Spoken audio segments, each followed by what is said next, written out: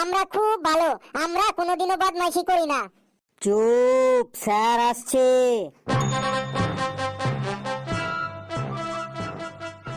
বস বস, সবাই বস, চুপচাপ বস। এই তুই আবার দাঁড়ালি কেন রে? তোর কি হয়েছে রে? স্যার মুতবো। স্যার আমারও খুব জোর লেগেছে, আমিও মুতবো। ছি ছি ছি, তোদের মুখ দিয়ে কি প্রস্রাব বের হয় না? ছি। বলেন কি স্যার, মুখ দিয়ে কি কারো প্রস্রাব বের হয়? আমি তাই বলেছি নাকি?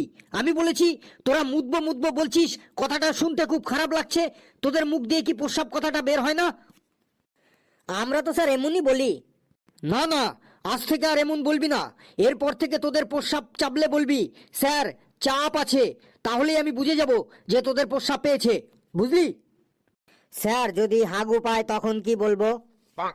স্যার আমি ওকে বলে দিচ্ছি, শোন, যদি প্রস্রাব পায় তাহলে বলবি স্যার একটু চাপ আছে, আর যদি হাগু পায় তাহলে বলবি স্যার চাপের বাপ আছে। তাই না স্যার? ঠিক বললাম তো আমি?